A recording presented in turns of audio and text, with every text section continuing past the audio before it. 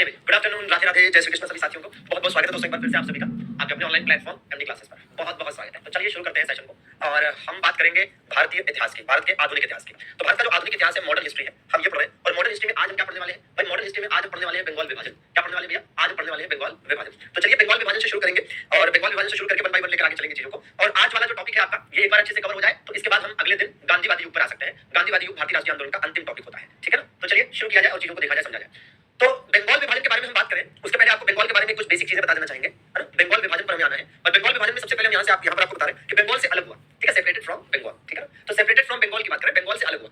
1874 में आसाम बंगाल से अलग हुआ, 1912 में बिहार बंगाल से अलग हुआ, ठीक है? 1936 में, है ना? देखिए बात को समझिए, एकदम सीक्वेंस से देखते हुए चलिएगा और एज इट इज आप इसे नोट कर सकते हैं। क्या भैया? हाँ जी, ठीक, ठीक है? क्या भैया? बंगाल से अलग हुआ, बंगाल से अलग हुआ, ठीक है? तो बंगाल से अलग हुआ 1874 में, 1874 में आसाम बंगाल से अलग हुआ, ठीक है? 1874 में आसाम बंगाल से अलग हुआ। नहीं तो आसाम भी बंगाल का हिस्सा हुआ करता था, मतलब आसाम अलग तो था लेकिन आसाम का जो शासन प्रशासन है वो बंगाल के शासन प्रशासन के अंतर्गत ही नियंत्रित एवं नियमित होता था, ठीक है ना? तो 1874 में आसाम जो है वो बंगाल से अलग हुआ, ठीक है ना? चलिए, इसी प्रकार से 1912 में बिहार बंगाल से अलग हुआ। लेकिन ध्यान रहे कि 1912 में जो बिहार बंगाल से अलग हुआ था, उस बिहार में बिहार के साथ साथ उड़ीसा भी था, बिहार के साथ साथ उड़ीसा भी था। तो बिहार से उड़ीसा कब अलग हुआ? 1936 में। बिहार से उड़ीसा कब अलग हुआ? 1936 में। तो याद रहे 1912 में बिहार बंगाल से अलग हुआ और 1936 में बिहार से उड़ीसा अलग हुआ। फिर आगे चलकर आप जानते हैं कि बिहार से सन 2000 में झारखंड अलग हुआ, अरे बिहार से सन 2000 में झारखंड अलग हुआ, ठीक है? और एक चीज कि ये बात तो है, ठीक है, मतलब आज की डेट में जो आसाम है, आज की डेट में जो बिहार है, आज की डेट में जो उड़ीसा है, आज की डेट में जो झारखंड है, एक जमाने में ये सब बंगाल के शासन प्रशासन के अंतर्गत था, ठीक बात है ना? तो आसाम, बिहार, ठीक है, और इधर आपका उड़ीसा और इधर आपका झारखंड, ये जो चार राज्य है ये चारों एक जमाने में बंगाल के अंतर्गत ही थे। यहां तक कि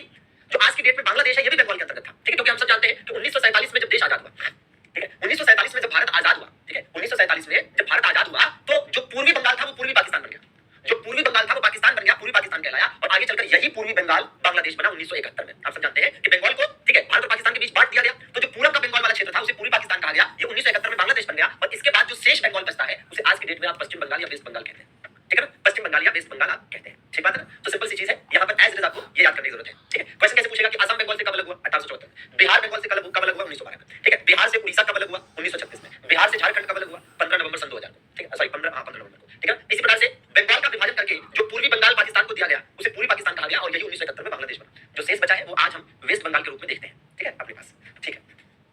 अब आगे बढ़े और चीजों को समझें, ठीक है? इसके बारे में देखना है क्या कि भैया बंगाल विभाजन, ठीक है? बंगाल विभाजन की बात करें। हाँ, पहली स्लाइड है, ये दूसरी स्लाइड आ गई, ठीक है? ये दूसरी स्लाइड आ गई, दूसरा पेज आ गया। बंगाल विभाजन की बात करें, ठीक है? बंगाल विभाजन की बात कर रहे हैं। पहली बात तो ये समझिएगा कि बंगाल के विभाजन की जरूरत क्यों पड़ी, जैसा कि हम मेंशन है कारण, ठीक है? कारण क्या था बंगाल विभाजन के पीछे, ठीक है? देखिए बंगाल विभाजन के पीछे जो कारण था, ठीक है, रियल कारण क्या था, ठीक है? Reason behind partition of Bengal, reason behind partition of Bengal, ठीक है ना? तो जो रीजन था, ठीक है, जो कारण था बंगाल विभाजन के पीछे वो क्या था? तो बंगाल का उभरती हुई भारतीय राष्ट्रीय चेतना का केंद्र होना, ठीक है ना? क्या कारण था भैया? बंगाल का उभरती हुई भारतीय राष्ट्रीय चेतना का केंद्र होना। दरअसल में बात समझिए कि अंग्रेजों ने अपना शासन करना कहां से शुरू किया था? भारत में अंग्रेजों ने सबसे पहले कहां से अपनी शासन करने को शुरू किया था? तो अंग्रेजों के द्वारा भारत में सबसे पहले बंगाल से ही शासन करना शुरू किया गया था और ब्रिटिश भारत की राजधानी कलकत्ता थी, ठीक है? और ब्रिटिश भारत की राजधानी क्या थी? कलकत्ता थी। तो चूंकि बंगाल से ही अंग्रेजों ने शासन करना भारत में शुरू किया और इनकी राजधानी कलकत्ता भी बंगाल में थी, इसी वजह से बंगाल शुरू से ही उभरती हुई भारतीय राष्ट्रीय चेतना का केंद्र बन गया। मतलब जो राजनीतिक केंद्र था, ठीक है, जो एक तरह से राष्ट्रीय भावना है उसका विकास सबसे पहले बंगाल में देखने को मिला और इस तरह से बंगाल का उभरती हुई भारतीय राष्ट्रीय चेतना का केंद्र बनना अंग्रेजों के लिए सरदर्द से कम नहीं था, अंग्रेजों के लिए सरदर्द से कम नहीं था। और यहाँ पर जो भारतीय राष्ट्रीय चेतना का इतनी तेजी से विकास हो रहा था, ठीक है, भारतीय राष्ट्रीय चेतना का यहाँ पर जो इतनी तेजी से विकास हो रहा था, इतनी तेजी से जो भारतीय राष्ट्रीय चेतना का यहाँ पर विकास हो रहा था, उससे क्या है भैया, ठीक है, उससे दिक्कत ये हो रही थी कि अंग्रेजों के खिलाफ लगातार बंगाल से कई सारे आंदोलन हो रहे थे। याद करिए कि भाई अंग्रेजों के खिलाफ पहला जो विद्रोह हुआ था वो भी सन्यासी विद्रोह बंगाल में हुआ और बंगाल में न जाने कितने विद्रोह, न जाने कितने आंदोलन, न जाने कितनी पार्टियों की स्थापना हुई अंग्रेजी हुकूमत के खिलाफ। तो अंग्रेजों को पता था कि बंगाल में क्या करना पड़ेगा, डिवाइड एंड रूल पॉलिसी का इस्तेमाल करना पड़ेगा, फूट डालो और राज करो की नीति का इस्तेमाल करना पड़ेगा। तो ये अंग्रेजों की फूट डालो और राज करो की नीति का हिस्सा था, ठीक है? तो अंग्रेजों ने क्या किया, बंगाल को हिंदू बाहुल और मुस्लिम बाहुल क्षेत्रों में बांट दिया। मतलब अंग्रेजों ने क्या किया, अंग्रेजों ने बंगाल को दो भागों में बांट दिया, एक वो जहां पर हिंदू ज्यादा थे, एक वो जहां पर मुस्लिम ज्यादा थे। तो अंग्रेजों का प्लान ये था कि जहां पर हिंदू ज्यादा है उस क्षेत्र में अगर मुसलमान होगा तो मुस्लिम बाहुल क्षेत्र की तरफ जाएगा और जहां पर मुस्लिम ज्यादा होंगे वहां हिंदू नहीं रहना चाहेगा और वो वहां से हिंदू बाहुल क्षेत्रों की तरफ आएगा, ठीक है ना? तो इस तरीके से हिंदू और मुसलमान आपस में क्या करेंगे, लड़ पड़ेंगे। हिंदू और मुसलमान आपस में क्या होंगे, लड़ेंगे, ठीक है, आपस में झगड़ेंगे, क्योंकि जाहिर सी बात है इधर से इधर भागना, इधर से इधर भागना, तो भाग में लड़ाई तो होगी ना, क्योंकि भाई इनको अपना क्षेत्र छोड़कर जाना पड़ेगा, अपना घर द्वार छोड़कर जाना पड़ेगा, ठीक है? इन क्षेत्रों से भाई इस क्षेत्र से इधर जाएगा या इस क्षेत्र से जो इधर जाएगा उसे अपना घर द्वार और बहुत सारे नाते रिश्तेदार, बहुत सारी चीजें छोड़कर जानी पड़ेगी, तो वहां झगड़ा लड़ाई तो होगा ही ना। तो ये चीज साथियों अंग्रेजों की फूट डालो और राज करो की नीति, ठीक है? तो वैसे तो अंग्रेजों ने भारतीयों से क्या कहा कि प्रशासनिक असुविधा हो रही है, मतलब बंगाल विभाजन के पीछे जो अंग्रेजों ने कारण बताया, अंग्रेजों का कहना था कि बंगाल बहुत बड़ा है और शासन प्रशासन इसका संभाल पाना मुश्किल हो रहा है, इसलिए हम इसका बंटवारा कर रहे हैं। समझ रहे? अंग्रेजों का कहना था कि भाई, अंग्रेजों का कहना था कि शासन प्रशासन में दिक्कत आ रही है, शासन प्रशासन में दिक्कत आ रही है, तो इसलिए हम इसका बंटवारा करना चाहते हैं। समझ रहे? ठीक है, इसलिए हम इसका बंटवारा करना चाहते हैं। तो शासन प्रशासन में दिक्कत आ रही है, तो इन्होंने कहा कि प्रशासनिक असुविधा हो रही है। क्या हो रही है? प्रशासनिक असुविधा हो रही है, ठीक है?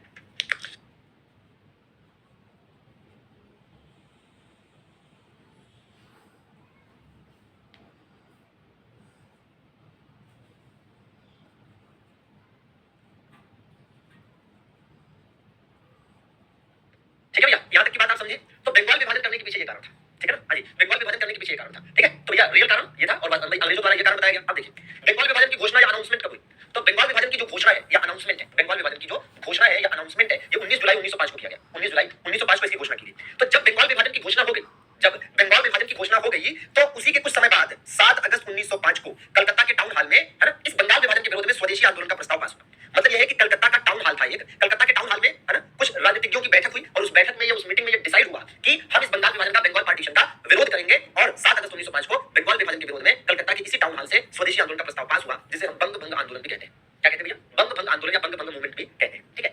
हालांकि ये बंगाल विभाजन जिसकी घोषणा 19 जुलाई को हुई थी, जिसके विरोध में ये आंदोलन का प्रस्ताव 7 अगस्त को पारित हुआ था, यह बंगाल विभाजन लागू कब हुआ? 16 अक्टूबर 1905 को लागू हुआ। तो चूंकि 16 अक्टूबर के दिन लागू किया गया बंगाल विभाजन को, तो भैया आज से ये लागू हो रहा है, तो जिस दिन इसे लागू किया गया उस दिन ही वास्तव में स्वदेशी आंदोलन शुरू हुआ। उस दिन ही वास्तव में स्वदेशी आंदोलन शुरू हुआ, जबकि इसका प्रस्ताव तो 7 अगस्त 1905 को ही पास हो गया था। तो जिस प्रकार से इधर बंगाल विभाजन डिक्लेयर कर दिया गया था कि भैया बंगाल विभाजन किया जाएगा, उसी प्रकार से यहां भी डिक्लेयर कर दिया गया था कि तुम बंगाल विभाजन करोगे तो हम स्वदेशी आंदोलन भी करेंगे, ठीक है? बंग भंग आंदोलन इसके विरोध में। तो जिस दिन बंगाल विभाजन लागू हुआ उसी दिन स्वदेशी आंदोलन शुरू हो गया, ठीक है ना? अच्छा, अब जिस दिन ये शुरू हुआ या जिस दिन बंगाल विभाजन लागू हुआ, इसे शोक दिवस के रूप में मनाया गया कि ये तो शोक दिवस है, ये तो शोक का दिन है कि बंगाल बट गया। और रविंद्रनाथ टैगोर के कहने पर, किसके कहने पर? रविंद्रनाथ टैगोर के कहने पर इस दिन को राखी दिवस मनाया गया। राखी दिवस का मतलब है कि हिंदू और मुसलमानों ने एक दूसरे को राखी बांधकर भाईचारे की भावना का प्रचार किया। दरअसल में अंग्रेज चाहते थे कि हिंदू और मुसलमान आपस में लड़े, तो भैया हिंदू और मुसलमानों ने क्या किया? हिंदू मुसलमानों ने ये किया कि एक दूसरे को राखी बांधी और भाईचारे की भावना का प्रचार किया और बता दिया कि हम अलग नहीं होंगे, हम आपस में लड़ेंगे नहीं, ठीक है? तो ये बंगाल विभाजन के बारे में बेसिक बातें पता चल गई, ठीक है? ये सारी बातें आपके दिमाग में होनी चाहिए, आपकी कॉपी में लिखी होनी चाहिए, ठीक है? आपके दिमाग में होनी चाहिए, आपकी कॉपी में लिखी होनी चाहिए। ये जो बंगाल विभाजन के विरोध में आंदोलन हुआ, जिसे आप स्वदेशी आंदोलन कहते हैं या इसी को आप बंग भंग आंदोलन कहते हैं, इसे आप स्वदेशी मूवमेंट कह सकते हैं या बंग भंग मूवमेंट कह सकते हैं। तो इसे मुख्य रूप से लीड करने का काम किसने किया? इसे मुख्य रूप से लीड करने का काम सुरेंद्रनाथ बनर्जी ने किया, ठीक है ना? हाँ, सुरेंद्रनाथ बनर्जी ने किया। और इसी आंदोलन में पहली बार महिलाओं ने हिस्सा लिया, ठीक है? भारत में जो विभिन्न आंदोलन हुए, उन आंदोलनों में से ये पहला आंदोलन था जिसमें महिलाओं ने हिस्सा लिया और इसमें सर्वाधिक योगदान बंगाल के छात्रों का था, है ना? इसमें सर्वाधिक योगदान किसका था? बंगाल के छात्रों का था। और बंगाल के छात्रों को रोकने के लिए कार्लाइल सर्कुलर जारी किया गया। ये कार्लाइल सर्कुलर क्या था? बंगाल के छात्रों को रोकने के लिए कार्लाइल सर्कुलर जारी किया गया। और कार्लाइल सर्कुलर का मतलब हो गया कि एक ऐसा आदेश जारी किया गया, उस आदेश में कहा गया छात्रों को, बंगाल के छात्रों को कहा गया इस आदेश के माध्यम से कि आप इस आंदोलन से दूर हट जाइए। और अगर आप छात्रों से कहा गया कि अगर तुम लोग इस आंदोलन में कंटिन्यू रहोगे तो तुम्हारा नाम काटकर स्कूल से कॉलेज से निकाल देंगे, तुम्हारी पढ़ाई लिखाई बर्बाद हो जाएगी। तो कार्लाइल सर्कुलर क्या था? छात्रों को रोकने के लिए, स्वदेशी आंदोलन से इन्हें अलग करने के लिए जारी किया गया एक आदेश था, ठीक है? इस आंदोलन ने, यह आंदोलन किसानों को प्रभावित न कर सका। यह आंदोलन किसानों को, मतलब इसमें पहली बार महिलाओं ने हिस्सा लिया, अच्छी बात है। सबसे ज्यादा हिस्सा इसमें लेने वाले जो लोग थे वो छात्र थे, ठीक है? लेकिन ये किसान इसमें शामिल नहीं हुए। किसान क्यों नहीं शामिल हुए होंगे? किसान इसलिए शामिल नहीं हुए क्योंकि ये मामला तो सब हिंदू मुस्लिम चल रहा था ना। किसानों को हिंदू मुस्लिम से क्या लेना देना? अब उनको अपना खेती बाड़ी करनी है, अपना पेट भरना है, पेट पालना है, अपने घर परिवार चलाना है, उनको क्या मतलब कहां पर धर्म के मामले में क्या हो रहा है, ठीक है? तो किसानों को यह आंदोलन प्रभावित न कर सका और इस आंदोलन का विस्तार में से पूरे देश में हुआ। इस आंदोलन का विस्तार में से पूरे देश में हुआ, ठीक है? तो ये स्वदेशी आंदोलन आप जरूर याद रखेंगे। स्वदेशी आंदोलन के अगर हम लीडर्स की बात करते हैं, स्वदेशी आंदोलन के अगर हम लीडर्स की बात करें तो मुख्य रूप से स्वदेशी आंदोलन बंगाल में चलाया गया जिसके लीडर कौन थे? सुरेंद्रनाथ बनर्जी थे। मुख्य रूप से ये, ठीक है, बंगाल में चलाया गया जिसके लीडर कौन थे? सुरेंद्रनाथ बनर्जी थे। महाराष्ट्र में इसके लीडर दो लोग हुए, एक बाल गंगाधर तिलक और दूसरी केतकर, ठीक है? बाल गंगाधर तिलक और केतकर। पंजाब में इसका लीडर कौन हुआ? लाला लाजपत राय। उत्तर प्रदेश में इसका लीडर कौन हुआ? स्वामी श्रद्धानंद और गंगाराम जयपाल, ठीक है? ये उत्तर प्रदेश में लीडर थे। मद्रास में लीडर कौन हुआ? सुब्रमण्यम अय्यर और चिदंबरम पिल्लई। समझ रहे ना? तो काफी इंपॉर्टेंट है। तो जैसा हमने कहा कि देखिए पहले हमने यहाँ पर आपको बता दिया बंगाल विभाजन के बारे में, फिर बंगाल विभाजन के बारे में देख लिया कि क्यों हुआ, कब अनाउंस हुआ, उसके विरोध में कौन सा आंदोलन हुआ, ठीक है? और इस संदर्भ में बेसिक बात है। तो भैया बंगाल विभाजन के विरोध में जो स्वदेशी आंदोलन हुआ, बंगाल विभाजन के विरोध में जो स्वदेशी आंदोलन हुआ, ठीक है? बंगाल विभाजन के विरोध में जो स्वदेशी आंदोलन हुआ, इस स्वदेशी आंदोलन के बारे में यहाँ डिटेल हो गई और उसके लीडर्स हो गए कि अलग अलग राज्यों में इसको किसने लीड किया, ठीक है? अलग अलग राज्यों में इसको किसने किसने लीड किया तो पूछ सकता है, ठीक है? जैसे सामान्यतः अगर आपसे पूछा है स्वदेशी आंदोलन का लीडर तो आप सुरेंद्रनाथ बनर्जी बता दीजिए, लेकिन अलग अलग पूछेंगे बंगाल में किसने, महाराष्ट्र में किसने, पंजाब में कौन, यूपी में कौन, मद्रास में कौन, तो आप इस हिसाब से बताएंगे, ठीक है ना? हाँ, इस हिसाब से आप बताएंगे एकदम जीके का, जीके वाले अंदाज में, ठीक है? तो ये हो गया स्वदेशी आंदोलन का लीडर, ठीक है? ये बताइएगा अब यहाँ ये स्वदेशी आंदोलन तक का मामला ठीक है, स्वदेशी आंदोलन तक का मामला ठीक है, लेकिन इसके बाद अब क्या होने वाला है ये काफी आपको जो है क्या करना पड़ेगा, बहुत ध्यान से इत्मीनान से समझना पड़ेगा, तभी आपको समझ में आएगा इसके बाद का, इसके आगे का जो मामला है, ठीक है ना? आइए भाई, ठीक, चलिए। इतना सारा सिलेबस कैसे याद होगा? देखो जिसको सिलेक्शन लेना होता है उसको याद हो जाता है, ठीक है? जिसको सिलेक्शन लेना होता है उसको याद हो जाता है, ठीक है? अभी बात बताइए, अगर आप में से किसी को लग रहा है कि इतना सारा सिलेबस कैसे याद होगा या इतना सारा कैसे पढ़ेंगे, तो एक बड़ी सिंपल सी चीज है कि आप अकेले थोड़े नहीं जिनको इतना पढ़ना पड़ रहा है। इस देश में करोड़ों लोग ऐसे हैं जिनको इतना पढ़ना पड़ रहा है, करोड़ों लोग ऐसे हैं जिनको ये पेपर देना पड़ रहा है। क्यों? क्योंकि उन्हें नौकरी चाहिए। और उसमें से कितने लोगों को मिल रही है? करोड़ों लोग अगर पेपर दे रहे हैं तो उसमें से 1% लोगों को भी नौकरी नहीं मिल रही। इसका मतलब यह है कि करोड़ों लोगों में से 1% लोग भी ऐसे नहीं है जो बहुत जेन्युइन तरीके से एग्जाम ओरिएंटेड चीजों को कंप्लीट करके पढ़ाई करके एग्जाम में जा पाए। तो जाहिर सी बात है कि अगर आप भी बनना चाहते हैं करोड़ों में से एक, तो मेहनत तो करनी पड़ेगी, ठीक है ना? करोड़ों तो पढ़नी है ना, हाँ बननी पड़ेगी भाई, मेहनत करनी पड़ेगी, ठीक है? ये आप भी जानते हैं कि 1% से भी कम लोग ऐसे होते हैं जिनका सिलेक्शन होता है, ठीक है ना? चलिए चल, तो स्वदेशी आंदोलन का मामला हो गया, आप जरा समझिएगा, ठीक है ना? चलिए अब इसमें मामला क्या है, देखिए बंगाल विभाजन, इस पूरी घटनाक्रम को समझाते हैं। बंगाल विभाजन कब हुआ था? 1905 में। इस पूरे घटनाक्रम को समझिएगा। 1905 में बंगाल विभाजन हुआ, बंगाल पार्टीशन या पार्टीशन ऑफ बंगाल, ठीक है ना? अजय पार्टीशन ऑफ बंगाल 1905 में, पार्टीशन ऑफ बंगाल, ठीक है?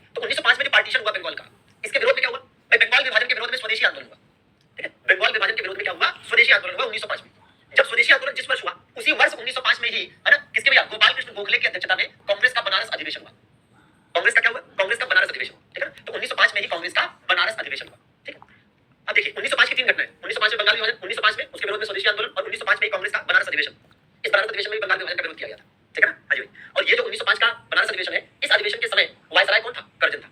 कौन था वायसराय? कर्जन। तो गोखले ने कर्जन को आधुनिक भारत का औरंगजेब कहा।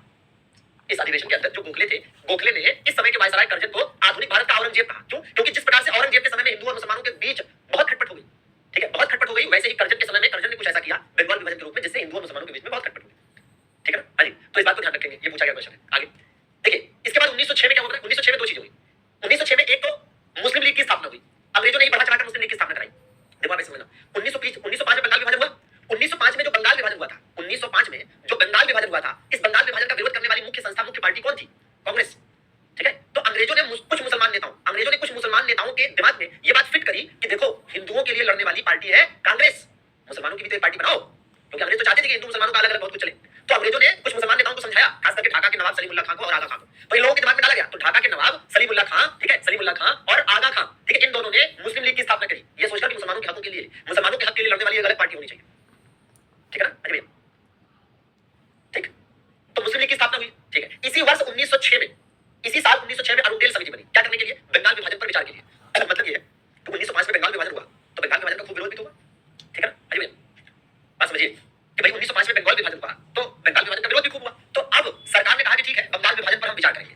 तो 1906 में अरुणडेल समिति बनाई गई बंगाल विभाजन पर विचार करने के लिए, ठीक है, किसके लिए? बंगाल विभाजन पर विचार करने के लिए, ठीक है। इस अरुणडेल समिति ने जब बंगाल विभाजन पर विचार विमर्श किया, ठीक है, तो अरुणडेल समिति ने अंग्रेजी सरकार को समझाया कि देखो तुम्हें, ठीक है ना, सिंपल सी है कि भाई अरुणडेल समिति ने अंग्रेजी सरकार को समझाया, ठीक है, अंग्रेजी सरकार को अरुणडेल समिति। देखो ऐसा है, सभी लोग भैया कमेंट बॉक्स छोड़कर चुपचाप पढ़ाई करो, क्योंकि कोई कह रहा है कि हिस्ट्री, कह रहा है हिस्ट्री तेज हो रही है, आराम कह रहा नहीं सर, पीपीटी पढ़ा के खत्म कर दीजिए। तो देखो ऐसा है कि यहाँ हजारों लोग हैं, हजारों तरह की बातें हैं, इसलिए आप सब शांत रहिए, है ना, हमें अपने हिसाब से पढ़ा दीजिए। आपका काम है केवल पढ़ना, जितना पढ़ाने के लिए कहा जाए, जितना कंटेंट दिया जाए, एक अच्छे छात्र की तरह पढ़ लीजिए, जीवन अच्छा हो जाएगा, नौकरियां मिल जाएगी, ठीक है। इस चक्कर में पढ़ेंगे कि ऐसे पढ़ा दीजिए, वैसे पढ़ा दीजिए, खत्म कर दीजिए यार से। अब आप मान लीजिए कहीं जा रहे हैं, आप ऑटो में बैठे या कार में बैठे, तो क्या आप ऑटो कार में बैठकर ड्राइवर को बार-बार डिस्टर्ब करते हैं कि तुरंत चलाओ, ऐसे क्यों चला रहे हो, वैसे क्यों चला रहे हो, ऐसे नहीं वैसे चलाओ, अरे भाई चौथा गियर डाल लो, अरे भाई पांचवा गियर डाल लो। ऐसा करना उचित होता है? बताओ, उचित होता है? या आप अगर गाड़ी चला रहे हो, है ना, उस ड्राइवर की जगह आप ऑटो चला रहे हो, आप ड्राइवर चला रहे हो, अरे आप कार चला रहे हो और आपको कोई कहे बार-बार कि तेज क्यों चला रहे हो, स्लो क्यों चला रहे हो, ऐसे क्यों चला रहे हो, ब्रेक क्यों मार रहे हो, ऐसे क्यों कर रहे हो, वैसे क्यों कर रहे हो, आपको क्या लगेगा? आपको ये लगेगा भाई हमको हमारे साथ चला लेने। आप बहुत कर सकते हैं, तो ये कह सकते हैं भाई आराम से, ठीक है, आराम से, कोई जल्दी नहीं, ठीक है। आइए, मैं जब समझाता हूं तो एक कमेंट है ना, कॉमन है, कुछ लोगों का आ जाता है कि सर समझा कर इन लोगों को कंपटीशन में पढ़ाइए, इन लोगों को इसी में उलझे रहने दीजिए, आप क्यों समझा बुझा कर कंपटीशन बढ़ा देते हैं, सब पढ़ने लगेंगे। देखिए बात को समझे, तो इसलिए पढ़िए।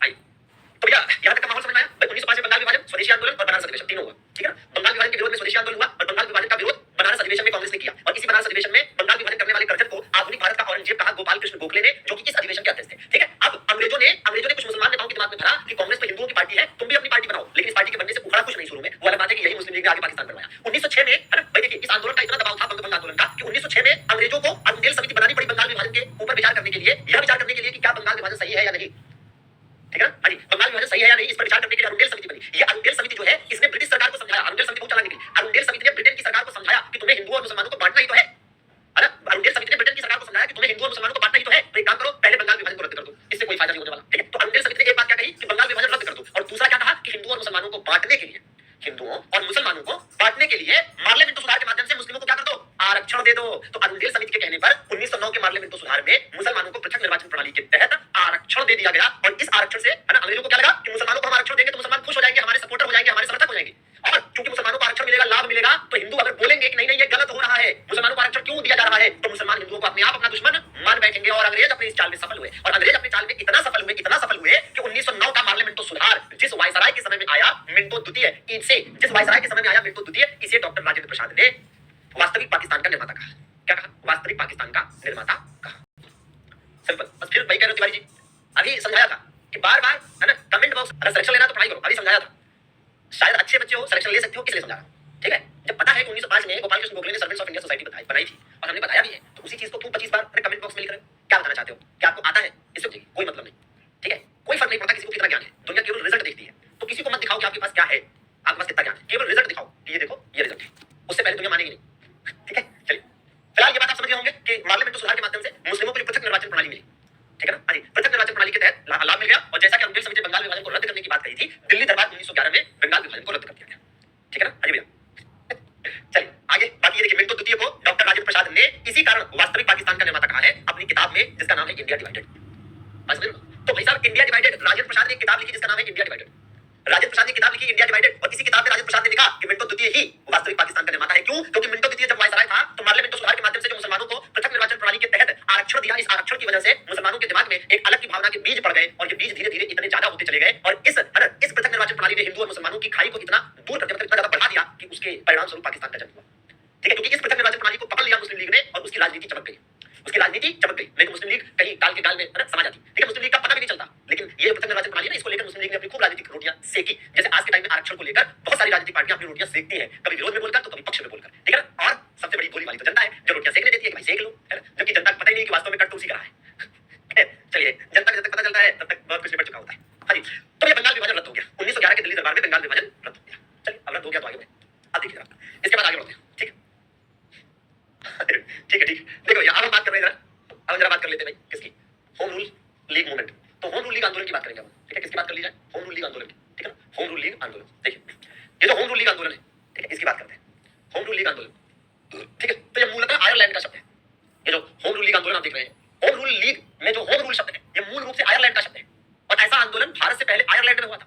ठीक है, हाँ, ऐसा आंदोलन भारत से पहले आयरलैंड में हो चुका था और रेडमांड के नेतृत्व में हुआ था। ठीक है ना, तो ऐसा आंदोलन आयरलैंड में रेडमांड के नेतृत्व में हो चुका था और यही आयरलैंड की ही रहने वाली थी एनी बेसेंट। इसीलिए कहा जाता है कि होम रूल के विचार को भारत लाने का श्रेय किसे जाता है, एनी बेसेंट। ध्यान से सुनिएगा तो पूरा समझ में आएगा। हमने कहा home rule league movement Ireland में रेडमांड की लीडरशिप में किया गया, मतलब मूल रूप से होम रूल लीग का जो कांसेप्ट है वो आयरलैंड का है और आयरलैंड की ही रहने वाली थी एनी बेसेंट। इसीलिए इस विचार को भारत लाने का जो श्रेय है वो इन्हीं को जाता है। ठीक बात है। अगली बात भाई, इसी आंदोलन को आप गृह शासन आंदोलन कहते हैं। क्या कहते हैं, गृह शासन आंदोलन। ठीक है ना, अजय भैया, गृह शासन आंदोलन। ठीक है, चलिए, गृह शासन आंदोलन 1916, इसका उद्देश्य क्या था, इसका उद्देश्य था ब्रिटिश शासन के अंतर्गत स्वशासन की प्राप्ति। ध्यान रखना, होम रूल लीग आंदोलन का उद्देश्य अंग्रेजों को भारत से भगाना नहीं था। ठीक है ना, हाँ जी, होम रूल लीग आंदोलन का जो उद्देश्य है वो अंग्रेजों को भारत से भगाना नहीं था, बल्कि अंग्रेजी शासन के अंतर्गत स्वशासन। अब आप सोचेंगे ये क्या बकलोली है, अंग्रेजी शासन के अंतर्गत स्वशासन कैसे मिलेगा? अरे भाई, कहने का मतलब है कि इसका उद्देश्य था कि ब्रिटिश शासन भारत में रहे, कोई दिक्कत नहीं है, बस भारतीयों को अपने शासन प्रशासन में ऐसा अधिकार मिल जाए कि वो अपने लिए अपनी चीजों को तय कर सके, कानून बना सके, शासन प्रशासन चल सके। ठीक है ना, हाँ जी। अच्छा, अब होम रूल लीग आंदोलन जो है दो चले, दो होम रूल लीग आंदोलन है। एक बाल गंगाधर तिलक ने चलाया अप्रैल 1916 और दूसरा एनी बेसेंट ने चलाया, दूसरा एनी बेसेंट ने चलाया सितंबर 1916। बात समझिए, होम रूल लीग का विचार भारत लाई थी एनी बेसेंट। ठीक है ना, होम रूल लीग का विचार भारत लाई थी एनी बेसेंट, लेकिन पहले होम रूल लीग आंदोलन चलाया किसने, बाल गंगाधर तिलक ने। ठीक है, इनका अप्रैल में शुरू हुआ था, उनका सितंबर में। जो बाल गंगाधर तिलक ने होम रूल लीग आंदोलन चलाया था, इसका हेड ऑफिस क्या था, बेलगांव कर्नाटक, और एनी बेसेंट ने जो चलाया था इसका हेड ऑफिस क्या था, अडियार मद्रास। क्षेत्र की बात करें तो बाल गंगाधर तिलक का home rule league Maharashtra, Karnataka और मध्य भारत में फैला था मुख्यतः, और एनी बेसेंट का जो था ये अखिल भारतीय स्वरूप में था। मतलब ये कि तिलक के क्षेत्रों को छोड़कर बाकी हर जगह एनी बेसेंट का होम रूल लीग आंदोलन चला। प्रचार की बात करें तो बाल गंगाधर तिलक ने अपने दोनों समाचार पत्रों केसरी और मराठा के माध्यम से अपने होम रूल लीग का प्रचार किया और इसी प्रकार से एनी बेसेंट ने भी अपने दोनों समाचार पत्रों के माध्यम से होम रूल लीग का प्रचार किया। ठीक है ना, हाँ, चलिए, इसी प्रकार से आप देखेंगे कि ये जो बाल गंगाधर तिलक है, बाल गंगाधर तिलक के होम रूल लीग का अध्यक्ष कौन था, जोसेफ बैप्टिस्टा। कौन था, जोसेफ बैप्टिस्टा। ठीक है, जोसेफ बैप्टिस्टा, है ना, और सचिव कौन थे, एनसी केलकर। यहां पर अध्यक्ष कोई नहीं, अध्यक्ष स्वयं एनी बेसेंट ही थी। सचिव कौन था, जॉर्ज अरुंडेल, और मुख्य योगदान देने वाले थे सुब्रमण्यम अय्यर। अरे तिवारी जी काहे परेशान कर रहे हैं, चलिए पढ़ाई पर फोकस करें। ये नहीं कहा था कि कभी कमेंट न करो, ये कहा था कि बार-बार कमेंट करना ठीक नहीं है, क्योंकि फिर आपको समय कैसे मिलेगा पढ़ने के लिए। अरे कमेंट पे ध्यान रहेगा। ठीक है, तो ये बात आपको अलग-अलग याद करनी है। आई होप कि इसमें कोई दिक्कत नहीं है, तो पूरा एकदम शानदार जीके का जीके अंदाज में है, तो कोई दिक्कत होनी नहीं चाहिए। क्लियर?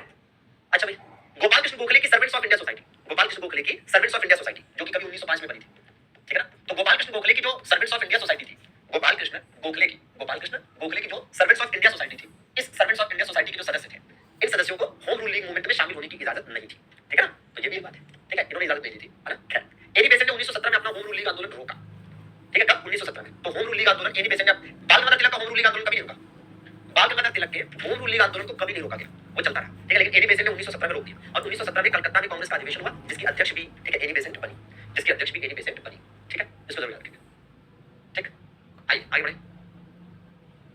क्या बात है शुभम बाबू, है हिस्ट्री में नेट जीआरएफ निकल गया, बहुत अच्छे, वेरी गुड, शानदार, कांग्रेचुलेशन, बताइए। चलो पीएचडी कर डालो। खैर, 1916 का ये तो खैर आपको बता चुका हूं पहले कि लखनऊ समझौते में बाल गंगाधर तिलक और एनी बेसेंट का मुख्य योगदान था। फिलहाल ये होम रूल लीग मूवमेंट आपने अच्छे समझ लिया, जान लिया। आपने जान लिया है तो जरा इस पर आ जाइए। होम रूल लीग मूवमेंट के बाद क्या हुआ, होम रूल लीग मूवमेंट के बाद, ठीक है ना, हाँ, होम रूल लीग मूवमेंट के बाद हमने एक महत्वपूर्ण चीज है, मांटेगू या अगस्त घोषणा। मांटेगू या अगस्त घोषणा क्या थी, तो मांटेगू या अगस्त घोषणा, पहली बात तो इसे मांटेगू घोषणा क्यों कहते हैं, क्योंकि मांटेगू इस समय भारत सचिव था। ठीक है, अजी, मांटेगू घोषणा इसलिए क्योंकि मांटेगू के द्वारा ये घोषणा की गई जो उस समय भारत सचिव था, और अगस्त घोषणा इसलिए क्योंकि अगस्त के महीने में हुई थी, 20 अगस्त 1917, तो अगस्त के महीने में हुई इसलिए। ठीक है ना, एनी बेसेंट भारत की नहीं थी, एनी बेसेंट आयरलैंड की थी, तलाकशुदा महिला थी और मानवता के नाते भारतीयों की बेहतरी के पक्षधर थी, इसी वजह से भारतीयों के लिए बहुत कुछ किया। ठीक है, तो मांटेगू भारत सचिव थे। और अब देखिए 1919 का जो मांटेगू चेम्सफोर्ड सुधार है,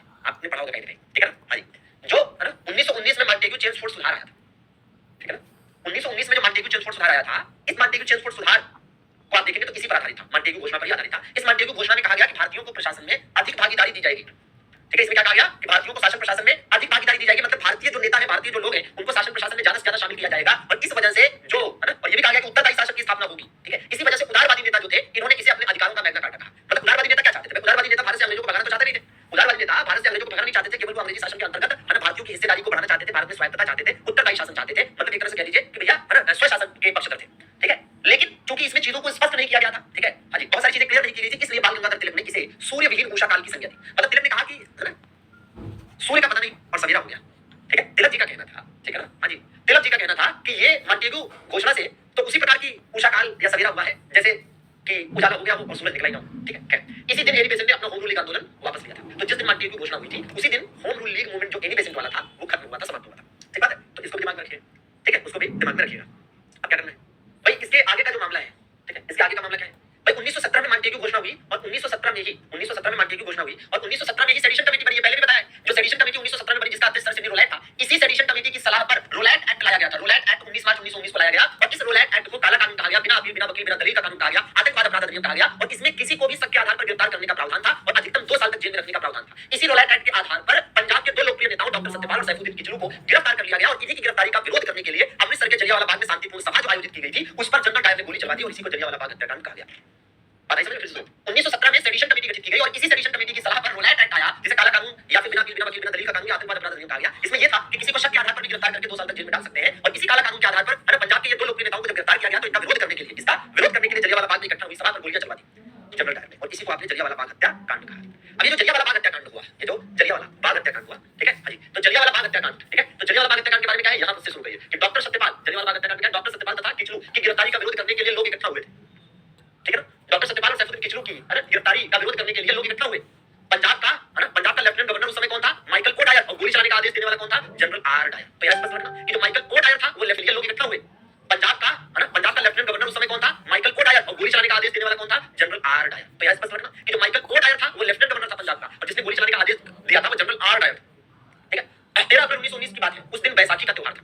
13 अप्रैल 1919 की बात है, उस दिन बैसाखी का त्योहार था, इसी दिन गोली चलवाई गई थी, है ना, गोली चलवा दी गई और हजारों लोग मारे गए। और ये जो हजारों लोग मारे गए तो इसकी जांच के लिए कमेटी बनी। जब हजारों लोग मारे गए तो एक तो कांग्रेस का जो अधिवेशन हुआ अमृतसर में, उसमें इसका विरोध किया गया, जलियांवाला बाग हत्याकांड का ऐसा नहीं होना चाहिए था। दूसरी चीज, जलियांवाला बाग हत्याकांड की जांच के लिए अंग्रेजों ने हंटर समिति बनाई, जिसमें 8 सदस्य थे। और ये अंग्रेजों के द्वारा जलियांवाला बाग हत्याकांड की जांच के लिए जो हंटर समिति बनाई गई थी 8 सदस्यों वाली, इसमें 3 भारतीय भी थे। कौन, जगत नारायण मुल्ला, चिमनलाल बजाज और साहिबजादा सुल्तान। और कांग्रेस ने क्या किया, तहकीकात समिति बनाई। कांग्रेस के द्वारा जो तहकीकात समिति बनाई गई, इसके अध्यक्ष कौन थे, मोतीलाल मदन मोहन मालवीय। तो अंग्रेजों ने हंटर समिति बनाई थी और कांग्रेस ने तहकीकात समिति बनाई थी। इस जलियांवाला बाग हत्याकांड के विरोध में गांधी जी ने कैसरी हिंद की उपाधि लौटा दी, रविंद्रनाथ टैगोर ने सर तथा नाइटहुड की उपाधि लौटा दी, जमनालाल बजाज ने लाल बहादुर की उपाधि लौटा दी और शंकर नायर ने वायसराय की कार्यकारिणी से, मतलब वायसराय की एग्जीक्यूटिव काउंसिल से त्याग पत्र दे दिया, रिजाइन कर दिया। ठीक है ना, तो गांधी जी, रविंद्रनाथ टैगोर, जमनालाल बजाज और शंकर नायर, इन 4 लोगों ने इसका विरोध में अपने अपने पद छोड़ दिए एक तरह से। और इस घटना के बाद जनरल डायर को ब्रिटेन वापस तो बुला लिया गया। इस घटना के बाद जनरल डायर को ब्रिटेन वापस तो बुला लिया गया, लेकिन ब्रिटेन की सरकार ने इसे मान की तलवार की उपाधि दी और ब्रिटिश साम्राज्य का शेर कहा। मान की तलवार की उपाधि दी और ब्रिटिश साम्राज्य का शेर कहा। और इसी वजह से, ठीक है ना, जनरल डायर पर गुस्सा भारतीयों का बढ़ता गया और अंततः गुस्सा इतना बढ़ा कि उधम सिंह ने 1940 में लंदन के कैक्सटन हॉल में घुसकर जनरल डायर को गोली मार दी। कहानी खत्म। बाल गंगाधर तिलक की मृत्यु 1 अगस्त 1920 को हुई थी, जिस दिन असहयोग आंदोलन शुरू हुआ था। क्लियर बात है? तो यहाँ पर आपको बता दें कि कल से हम लोग एक नया टॉपिक इसके अंतर्गत, भारतीय राष्ट्रीय आंदोलन के अंतर्गत शुरू करेंगे। उसका नाम है गांधीवादी युग। गांधीवादी युग, स्वतंत्रता संघर्ष का तीसरा चरण, स्वतंत्रता संघर्ष का तीसरा चरण। आंदोलन अलग है, ठीक है, जनरल आर डायर अलग है, जनरल को डायर अलग है। ठीक है, चलिए फिलहाल एज याद रखेंगे और आई होप कि बढ़िया से नोट्स बना लेंगे। डाउट होगा तो आप पूछ लीजिएगा, अगली क्लास में आते ही कोई दिक्कत। ठीक है, चलिए बहुत बहुत शुक्रिया। अरे मान की तलवार कहाँ रखी जाती है, म्यान में, तो वही है मान की तलवार। चलिए बहुत बहुत शुक्रिया, धन्यवाद। स्वतंत्रता संघर्ष का तीसरा चरण, स्वतंत्रता संघर्ष का तीसरा चरण। आंदोलन अलग है, ठीक है, जनरल आर डायर अलग है, जनरल को डायर अलग है। ठीक है, चलिए फिलहाल एज याद रखेंगे और आई होप कि बढ़िया से नोट्स बना लेंगे। डाउट होगा तो आप पूछ लीजिएगा, अगली क्लास में आते ही कोई दिक्कत। ठीक है।